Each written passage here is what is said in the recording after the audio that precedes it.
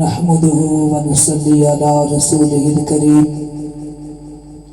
اما بعد فاعوذ بالله من الشیطان الرجیم بسم اللہ الرحمن الرحیم ان اللہ وملائکته یصلون علی النبی یا ایها الذین آمنوا صلوا علیہ وسلموا تسلیما صلاۃ والسلام علیک یا رسول اللہ وعلی آلک وصحبک یا نبی اللہ صلاۃ والسلام علیک یا رسول اللہ وعلی آلک وصحبک یا رحمۃ للعالمین۔ حمد و ثنا کے بعد قرآن مجید فرقان حمید کی تلاوت سے شروع کیا ہے۔ دعا ہے خالق کائنات ہمیشہ حق سچ بیان کرنے کی توفیق عطا فرمائے۔ میرے دوستو، آج کا میرا موضوع دنیا سے بے رغبتی کی تعلیم، کیونکہ یہ تعلیمات غوث پاک کی سنا رہا ہوں۔ اللہ تعالیٰ صحیح پڑھنے کی بھی توفیق عطا فرمائے اور سنا کر عمل کرنے کی بھی توفیق عطا فرمائے۔ حضور غوث پاک رحمت اللہ علیہ فرماتے ہیں کہ غصہ جب اللہ واسطے ہو تو محمود ہے، اور جب غیر اللہ کے لیے ہو تو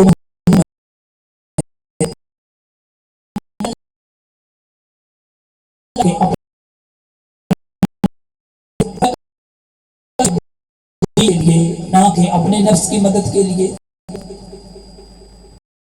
ہے۔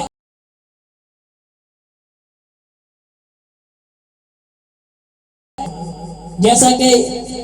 چیتے کو غصہ ہے جبکہ اس کا شکار دوسرے لے لیں، اس غصے کی وجہ سے رب کا غصہ آتا اور اس کے راضی ہونے سے رب کائنات راضی ہوتا ہے۔ اپنے غصے کو اور جو کچھ بھی اس جیسی کوئی حالت ہو جبکہ وہ تیرے نفس کے واسطے ہوتی ہے، وہ کمال پر پہنچتی اور پائیدار بنتی اور ترقی پایا کرتی ہے، اور جو چیز دوسروں کے لیے ہوا ہوتی ہے وہ بدل جاتی ہے اور مٹ جایا کرتی ہے۔ بس تو کوئی کام کیا کرے تو اپنے نفس اپنی خواہش اور اپنے شیطان کو اس سے دور کر دیا کر، اور اس کو مت کر مگر اللہ واسطے اور اس کے تعمیر حکم کی غرض سے رب کائنات کی طرف سے یقینی حکم کے بغیر کوئی کام نہ کر، اور یقینی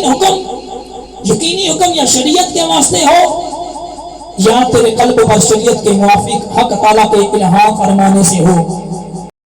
شرع الہام بھی متعبر نہیں ہے۔ زہد اختیار کر اپنی ذات اور مخلوق دنیا میں کہ کسی کی بھی رغبت نہ رکھ، رب کائنات تجھ کو مخلوق سے راحت دے گا کہ کوئی اذعان نہ پہنچا سکے گا، اور رغبت کا رب کائنات کے ساتھ مانوس ہونے اور اس کے قریب قرب سے آرام پانے میں اس کے انس کے سوا کوئی انس نہیں، اور اس کی معیت کے سوا کوئی کسی راحت کہیں راحت نہیں ہے۔ اپنے نفس، اپنی خواہش اور اپنے وجود کی قدرتوں سے صفائی پانے کے بعد اہل اللہ کا ساتھ اختیار کر کہ ان کی تائید سے تیری بھی تائید ہوگی، اور ان کی بنائی سے تو بھی بنائی پائے گا، اور جیسا ان پر فخر کیا جاتا ہے اسی طرح تجھ پر بھی فخر کیا جائے گا کہ بادشاہ اپنے دوسرے ملازموں سے ممتاز بنا کر تجھ پر فخر فرمائے گا کہ دیکھو بندے ایسے کلمہ بردار ہوا کرتے ہیں کہ اپنے قلب کو اللہ کے سوا سب سے پاک کرے کہ جملہ معصومہ کو دیکھے گا، اول تو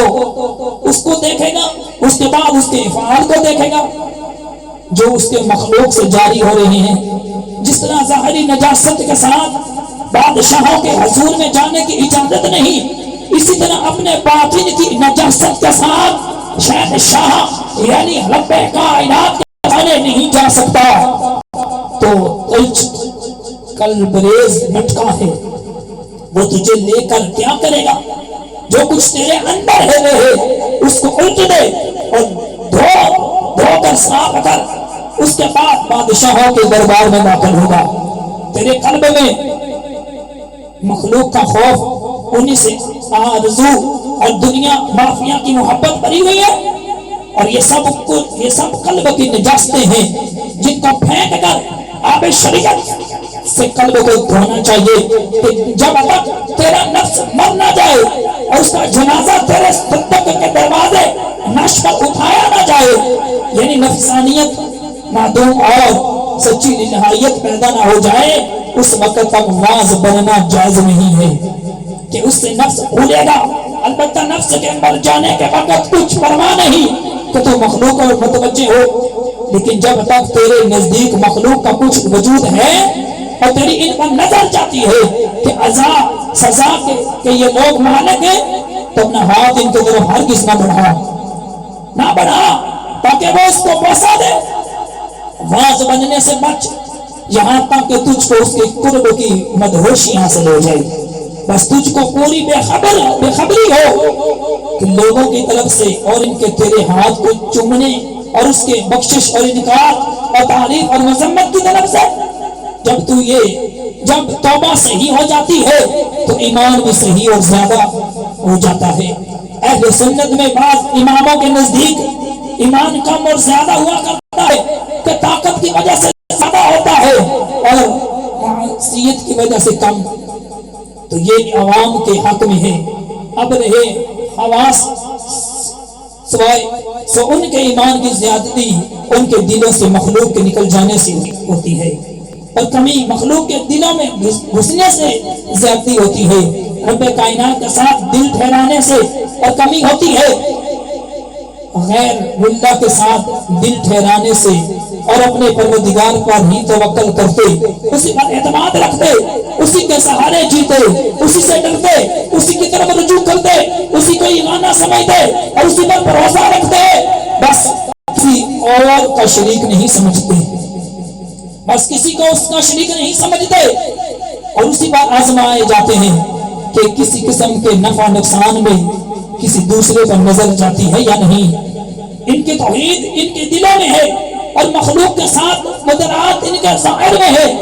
جب ان کے ساتھ کوئی جہالت نہیں برتے، ان کے حق میں رب کائنات نے فرمایا ہے کہ جب جہالت والے اسے گفتگو کرتے ہیں تو وہ کہہ دیتے ہیں کہ بس سلام ہے، ہمیں معاف کیجئے، ہم آپ کا جواب نہیں دے سکتے۔ چپ ہو جانا اور جاہل کی جہالیت اور ان کی طبیعت نفس اور خواہشات کے جوش پر ضرور سمجھ کہ جب تک تیری ذات پر حملہ رہے اس کا وجود نہ دے،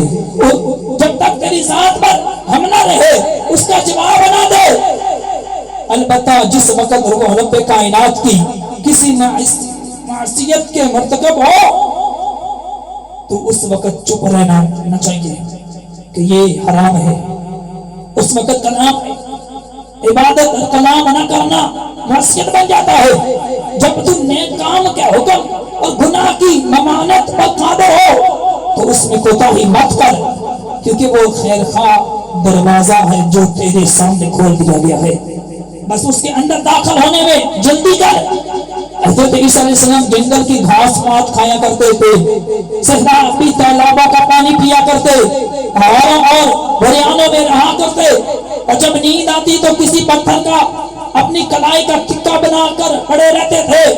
مومن ایسا ہی کیا کرتا ہے اور اسی حال میں اپنے پروردگار سے ملنے کا ہر وقت عزم رکھتا ہے، اور اگر دنیا میں کچھ لذت آرام اس کے سوم کا ہوتا ہے تو وہ خود ہی اس کے پاس آ جاتا ہے، بس اس کا ظاہر اس سے منقطع ہوتا ہے اور وہ اس کو اپنے نفس کے لیے لے لیتا ہے، مگر اس کا قلب پہلی ہی زہدانہ حالت پر اللہ کے ساتھ رہتا ہے، وہ نہیں بدلتا، کیونکہ زہد جب قلب میں جگہ پکڑ جاتا ہے تو دنیا کی آمد اور مقصوم کا استعمال اس کو بدل نہیں سکتا۔ مومن اگر اول سے دنیا اور اہل دنیا اور اس کی شہوتوں اور لذتوں کو محبوب سمجھتا تو ایک لہذا بھی اس سے صبر نہ کر سکتا، رات اور دن انہی میں مشغول رہتا، نہ عبادت کر سکتا، نہ ریاضت، نہ اللہ کا ذکر کر سکتا، نہ اس کی اطاعت سے حق تعالیٰ نے اس کے نفس کے ایوب اس کو دکھا دیے، بس وہ ان سے طائب ہو گیا اور وہ رشتہ ایام میں اس سے جو کوتاہی ہو چکی ہے اس پر پشیمان ہوا۔ رب کائنات نے اس کو کتاب اور سنت اور مشائخ کے واسطے سے دنیا کے ایوب دکھا دیے، تو اس میں بے رغبتی اس کو حاصل ہوگی، بس جس وقت بھی اس نے کسی ایک عیب پر نظر لی تو دوسرے عیب بھی دیکھ لیے، بس اس نے جان لیا کہ یہ دنیا سرتاپا عیب اور فنا ہو جانے والی ہے، اور اس کی عمر تھوڑے ہی دنوں کی ہے، نہ ان سے دل لگا، سب سے بھاگ، اور ایسا ہو گویا کہ وہ مردار لوٹے ہیں۔ بس جب تیرے لیے یہ کیفیت صحیح ہو جائے گی تو اللہ کی یاد کے وقت تیرا اطمینان پانا اور غیر اللہ کی یاد کے وقت تیرا گھبرانا بھی صحیح ہو جائے گا۔ اللہ تعالیٰ عمل کرنے کی توفیق عطا فرمائے، کیونکہ یہ تعلیم غوث پاک کی تعلیم جو میں نے پڑھی ہے، جو آپ کو سنائی ہے، یہ غوث پاک کی تعلیم ہے۔ اللہ تعالیٰ ہم سب کو اس پر عمل کرنے کی توفیق عطا فرمائے۔ وآخر دعوانا ان الحمدللہ رب العالمین۔